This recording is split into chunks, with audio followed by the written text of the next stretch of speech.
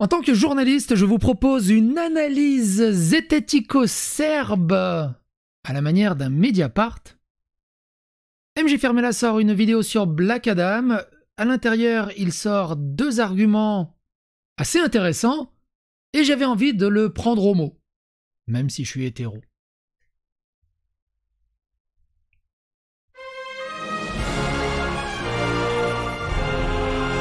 Alors, quels sont ces deux arguments? Vous allez me dire, on va se les écouter. Ici, je vous demanderai de prêter une oreille attentive. Écoutez ça. Sans déconner, plus de la moitié des dialogues de Black Adam dans ce film peuvent être résumés par « Gna j'ai raison et toi t'as tort !» Sans déconner. Ensuite, il y a ceci, très intéressant. Pour l'instant, retenons juste ceci. Quand tu veux traiter d'un sujet ayant des implications sérieuses, réfléchis au lieu de te la péter. Sinon tu vas faire de la merde et dire n'importe quoi. Pour l'instant... Et c'est ça qui est très intéressant. Je me suis dit, on va se prêter à l'exercice, montrer quelques exemples. Durandal avait sorti une vidéo sur Star Wars et on avait Prune qui expliquait comment cette vidéo avait été reçue par MJ. On va juste écouter un court extrait, vous inquiétez pas. Qui sont plutôt intéressants en fait. Bah Ça, oui. je comprends les défauts qu'il trouve à Star Wars 8. Michael m'a dit non mais dans tous les cas c'est qu'un connard. Il Parle de fait ça Durandal. pour m'énerver. Pour lui si Durandal a fait une vidéo sur Star Wars 8 c'est pour l'énerver. Hein. Michael m'a dit ça texto. Il dit que c'est un connard, Quoi qu'il est micro, etc. Il donne des arguments aux petits connards, Timothée, etc. En tu faisant passes là, quand tu veux, on en parle. faisant son intéressant et tout, tu vois. Et j'étais en mode, tu vois, mais Durandal, elle est bien sa vidéo, même si, Star Wars 8, je trouve que Mais alors, c'est si je vois, peux juste dire un truc, Durandal, il s'en prend. Il n'a pas vu la vidéo de Durandal sur Star Wars 8. Il ne l'a pas vu. Oh non mais c'est sérieux. Mais c'est une masterclass sa vidéo. Non, Et du coup, quelques autres petits exemples. Encore un symptôme des sombres merdes, le genre qui insulte tout le monde sur Twitter mais s'écrase face aux gens IRL. On n'impose pas notre vérité, on impose la vérité. Là où Psycho impose les mensonges qu'il arrange lui et ses fans fachos. On est à une époque où les gens préfèrent les cons qui disent des trucs débiles qui les arrangent aux spécialistes qui démontrent la vérité. Je sais, mais putain, plus ça va, plus il s'enfonce dans la merde en alignant tous les clichés de fils de pute fini, qui veut absolument détruire tous ceux qui pensent pas comme lui sur un putain de film. Extrait. Par hasard. Du coup, je regarde sur Wikipédia qui a fait cette daube. Alors, Nicolas Benanou, bon, connais pas. Écrit par Jean-Marie Poiré. Fils de pute! Il est toujours pas à la retraite, ce connard! Ah, Je sais pas ce qu'il a contre... Mais bon, c'est ça. Extrait. Mec, tu cherches à justifier l'humour transphobe, je peux te traiter de fils de pute, tu seras toujours le moins courtois ici. Toute société multiculturelle est multiconflictuelle. Faux! Et pensée typique des xénophobes de l'extrême droite qui comprennent pas le principe de métissage culturel. Prouve-moi l'inverse en France, la Japan Expo. Parce que tu crois aveuglément des médias qui planquent les attentats qui sont pas islamistes et qu'un pigeon. Probablement parce que t'es un facho de gauche, le fascisme de gauche n'existe pas, idiot. MJ, ce mec qui avait 4 en EPS à l'année, et quand Vanessa lui demandait pourquoi il est nul, il a sorti « Oh, je préfère me consacrer aux matières plus intellectuelles, pas comme ces débiles de Dylan. » Aujourd'hui, Dylan est un médecin beau gosse et MJ un gros sac, en faisant des vidéos dans sa chambre. MJ répond « Tain, cette façon pas du tout connard de supposer l'avis des gens juste parce qu'ils vont exprimer un avis qu'il te plaît pas. Et j'avais la moyenne générale en EPS, en partie parce qu'on faisait de meilleurs sports que le foot, comme la gym, le volley, le ping-pong, même la danse. Et le Dylan en question, il est devenu garagiste. Là où moi, je suis devenu une célébrité du net qui apporte de la joie, de la réflexion, de la culture à des centaines de milliers d'abonnés, avec une superbe copine qui m'aime pour moi. Quand on est un personnage public, c'est le risque que tu ne peux pas punir un vidéaste pour sa communauté, faut juste qu'il commence à porter ses couilles. Et MJ dit en fait si. Il faut regarder la vidéo en entier. Un vidéaste est responsable des commentaires placés sous ses propres vidéos et a un devoir de modération. Et les commentaires chez Psycho, ça donne quoi, hein? Il modère le machin? Quand c'est de son côté. Quand la commu est conne et comprend de travers les vraies intentions, il n'y a que la commu qui est responsable, pas le vidéaste. Salut Psycho, j'ai bossé en convention et notamment à la Art to Play à Nantes où il y avait les Vox, c'était en 2016. Fin de convention, ils venaient sur notre stand où faisaient des animations. MJ n'arrêtait pas de compter l'argent en se vantant d'avoir fait payer très souvent à des fans des articles en plus. Genre le fan voulait uniquement un truc, MJ forçait la main pour qu'il prenne la totale. Et à la fin des conventions, c'était à base de « Oh, et putain, l'autre fan, tout à l'heure, qui voulait juste un truc, je lui ai fait prendre la totale, il a pas vu son argent partir. » Je l'ai croisé plusieurs fois en convention et c'est à chaque fois le souvenir que j'avais. Je pense que Cyrix pourra confirmer le truc, mais il ferme ses DM. Donc t'es obligé de remonter aux années 60 pour trouver des cas d'activisme woke qui posent problème. Et arrêter avec la carte du telle célébrité aurait été contre, sans compter toutes les fois où c'était faux. Qu'est-ce que ça change? Le souci, c'est que j'ai du mal à voir comment elle peut accepter de changer quand elle voit que le hashtag RIP J.K. Rowling est en top tweet, et qu'il y a des gens qui regrettent sincèrement qu'elle soit encore en vie. Ce hashtag est dégueulasse, sur tout un tas de niveaux. MJ répond « Il y a sûrement des débordements, je ne suis pas au courant, perso, mais c'est pas parce que certains abusent que c'est pas nécessaire. » Je vous en laisse tirer les conclusions de tout ça par vous-même. Quand t'as plus d'arguments, chipote sur la sémantique pour bien montrer que t'es qu'une merde qui refuse d'avoir tort. Et là, il chipote sur la sémantique, qui lui dit, et il dit « Ou alors, je fais ce que je veux, tu prends sur toi pour accepter que des gens qui pensent pas comme toi existent, au lieu de confirmer les problèmes de la communauté des fans de la Snyder Cut, qui sont facilement enragés par un avis contraire à au leur sur un putain de film. » Il répond à Antoine Goya, si tu demandes aux gens de se taire, t'as rien à foutre sur Internet. Parce que Antoine Goya lui a dit tais-toi. L'endroit où tout le monde est libre de s'exprimer sur ce qu'il veut. Et qu'est-ce que tu t'en fous que je me ridiculise en parlant d'une culture que tu refuses de connaître? Contente-toi d'arrêter de regarder mes vidéos si tu veux continuer à ignorer cette culture. En gros, tais-toi, t'as pas le droit de dire que je dois me taire. Qu'est-ce que tu penses de Ludwig, la personne qui a fait la vidéo argumentative extrêmement carrée sur Spider-Man? Que c'est un petit con insultant qui invente des excuses pour pas assumer qu'il aime un film de merde plus qu'il n'argumente. Est-ce qu'on n'est pas allé un peu trop loin dans la lutte contre le racisme venant d'un mec blanc, youtubeur et riche? Mais gros, parle même pas en fait. Edith, j'ai oublié hétéro. C'est vrai ça, pourquoi c'est toujours des mecs blancs en bonne situation qui disent ça? C'est juste factuel, tu passes ton temps à insulter, mais si on te demande un exemple de méfait, Psycho, ça bégaye.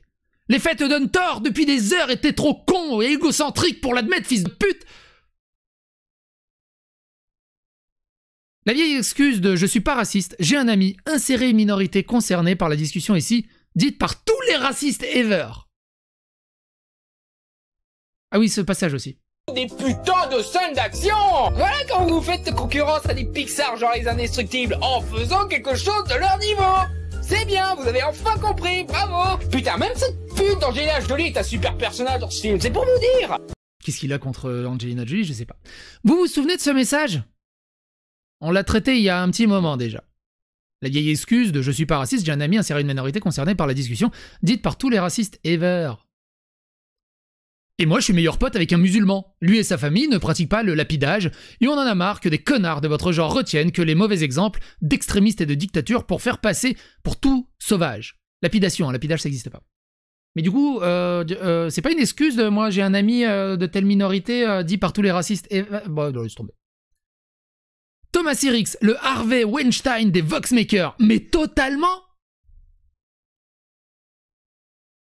En France, nous sommes environ 37 et 45% de catholiques et 14% de musulmans. La population française, en arrondissant, est à 67 millions, ça fait environ 24 à 30 millions de catholiques, 9 millions de musulmans. Retenez bien cette info. Sachant que la droite a cherché à diaboliser les jeux vidéo, les jeux de rôle et ont censuré pas mal de leurs comics et films, non, un geek de droite, ça n'existe pas. Pour revenir sur les musulmans. En gros, tu regardes les stats, il y a 6% de musulmans en France, soit 4 millions. Le seul problème que j'ai noté dans ton travail, c'est plutôt le fait que tu n'as pas une grande connaissance sur les luttes sociales. Donc c'est une personne trans qui lui parle. LGBT, féministe, antiraciste, ce qui n'est pas un défaut. On apprend à connaître les problèmes de la société et on essaie de s'impliquer. Et MJ répond. Mes connaissances sont en effet limitées, j'ai jamais prétendu le contraire, mais je fais en sorte de me renseigner et de m'améliorer, là où d'autres font aucun effort de renseignement et se croient plus spécialistes que les spécialistes. Et en gros, c'est toujours cette engueulade. il lui dit, donc elle dit, les LGBT peuvent bien la fermer avec leur hypocrisie et leur victimisation abusive, donc par rapport à la situation. Et MJ répond donc à cette personne trans, il dit, si tu étais vraiment une personne transgenre, tu saurais qu'ils abusent pas. C'est quand même dingue, hein, vous êtes tellement pété du cerveau que même quand vous sortez des screens pour prouver vos dires, vous prouvez que vous dites de la merde. En gros, une preuve n'est pas une preuve. Non. Et puis quand un film est bon, malgré son côté problématique, je le dis. Je le dis même plus d'une fois, notamment sur SOS Fantôme, que j'adore malgré son personnage principal harceleur sexuel. Il parle de Bill Murray dans le premier Ghostbusters. Ce que tu viens de faire, alors du coup par rapport au pourcentage de musulmans, parce que lui il a dit qu'il y en avait quasiment 10%, 9%, alors qu'en fait c'est 4%. Mais il dit, ce que tu viens de faire et que Marianne a fait dans son article pourri, ça s'appelle du data branding, c'est de la manipulation de chiffres utilisée par pas mal de politicards pour justifier leurs conneries en pigeonnant les ignares. Je peux l'expliquer, j'ai fait un faux équivalent pour arranger un simpliste, c'est celui qui dit qui est, car j'accepte pas une vérité qu'MJ explique. MJ, il explique la vérité. D'où que je suis allergique aux avis contraires aux miens, surtout en comparaison du mec qui, dès qu'il tombe sur un avis contraire, soit il insulte, soit il rameute sa horde pour détruire cet avis. Ouais, tu veux juste pas comprendre pour conserver l'image du MJ pense avoir toujours raison, au lieu d'admettre que t'as tort et que tu dis de la merde depuis tout à l'heure et que j'ai raison. Ou alors, par rapport à Samuel Paty, hein. Non, c'est pas ça, je crois. Les racailles appellent au viol de policières. Alors, il y a des racailles qui appellent au viol de policières. MJ dit, ou alors les ados sont des jeunes gens qui découvrent l'humour edgy et écrivent des trucs volontairement dégueux pour provoquer. Zemmour ne sait pas comment marche un enfant. Parce que lui, tu vois, il sait. MJ, il sait comment marche un enfant. Non. Et puis, plus de la moitié des lambda que génère sont juste les fans d'un mec problématique qui utilise ses fans comme une horde de chiens enragés qui a pas aimé ce que j'ai dit. Fort probable qu'elle est là justement parce qu'elle a obéi à l'ordre d'un de ces mecs. Je sais pas de qui il parle. Ah oui, c'était par rapport à Greg Tabibian, parce que Greg Tabibian l'avait critiqué à la grande époque où il avait été comparé à Weinstein. C'est pas ce que tu essayais à Greg Tabibian de faire avec Bouzeux Magazine, en lui jugeant sur une phrase d'un bouquin et l'harcelant, lui et sa femme, pendant des mois avec toute sa troupe, hein, toute son équipe. Non, je rameute pas mes fans pour détruire un avis qui, moi, me gêne. Je n'utilise pas ce genre de méthode, moi. Alors, je ne vais pas ressortir screenshot maintenant, je vais pas aller le chercher maintenant, mais on l'a vu dans les précédentes vidéos, il envoyait des MP à toxiques psychodéliques pour organiser des harcèlements et des signalements de masse sur ma personne pour nuire à mon image au maximum. Pas que moi, hein, il y avait moi, il y avait plein d'autres personnes. Bref, il utilise que ça. Et ça a été confirmé par tellement de monde, à gauche, à droite.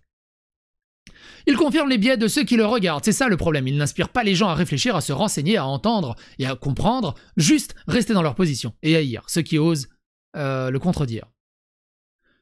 Je comprends ton point de vue, mais je connais ces bêtes-là. Suffit de voir qu'ils suivent qui ils suivent et leurs arguments répétés. Ils ont un berger, voire même plusieurs bergers, mais ils se rendent même pas compte que ce sont des moutons. Même au-delà de ça, les pyramides ne sont pas des œuvres transmettant des valeurs, ce sont juste des monuments touristiques. Ça ne transmet pas aussi efficacement une valeur qu'une image ou une histoire. On va pas s'arrêter sur tout sinon on n'a pas fini. On est quand même réduit à expliquer comment marche un gosse, un truc pourtant basique qu'on devrait avoir tous acquis une fois adulte, mais bon, les fragiles islamophobes peuvent même pas supporter les caprices d'un enfant, faut les protéger les pauvres. Non, justement, on leur apprend la responsabilité partant donc du principe qu'un enfant n'est pas responsable et que donc ça sert à rien de vouloir les condamner. Détruire la vie d'un gamin juste parce qu'il trouvait drôle de jouer les faux terroristes parce que par rapport à Samuel Paty, parce qu'il y avait des gamins qui ont dit oh, je vais te faire une Samuel Paty à un prof. Oh là là, c'est qu'un pauvre petit gamin, c'est bon. C'était LOL. Exactement comme Samuel Paty, parce que à la base c'était un gamin qui a alerté. Et Samuel Paty, ploup. C'est pas les mêmes qui se plaignent qu'on peut plus rien dire, qu'on peut plus faire d'humour et qui pleurnichent à la cancel culture. Eux, par contre, partant pour cancel à gamin. C'est marrant, hein, ces mecs qui incitent leur commu au harcèlement et qui traitent les victimes de discrimination de fragiles et de victimes, qui ne rougissent pas de se faire passer pour des victimes d'harcèlement quand on ose dire qu'ils se trompent sur un truc. Le plus gros problème de ces gens, c'est qu'ils confondent critique et harcèlement, mais genre littéralement.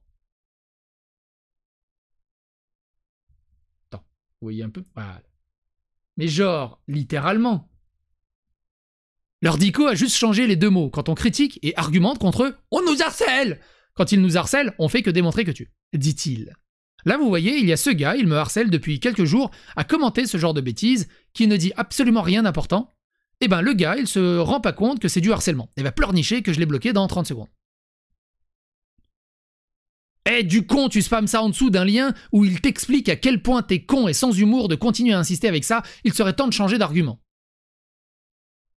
Les statues, c'est pas la conservation de l'histoire, c'est la célébration d'une personne et d'une idéologie qui va jusqu'à oublier l'histoire. Ceux qui déboulonnent les statues le font justement parce qu'eux connaissent l'histoire et savent que ce que ces statues impliquent.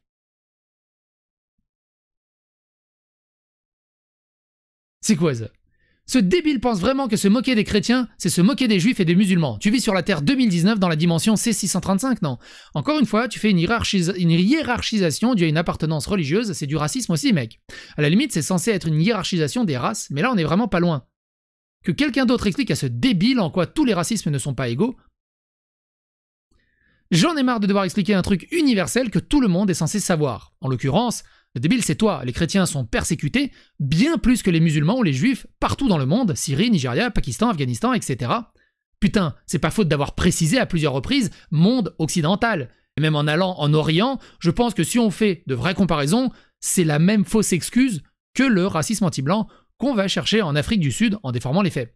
Elle existe. Il suffit de chercher. Il y a des chiffres de l'ONU, de l'ONG, qui démontrent la véracité de ces persécutions. Au début du XXe siècle, 25% de la population du Moyen-Orient était chrétienne. De nos jours, moins de 5% de la population est chrétienne. Il n'y a pas eu de conversion massive. Et MJ répond « Et t'appelles ça de la persécution? J'appelle ça les gens changent et n'ont plus besoin de la religion pour supporter le monde. »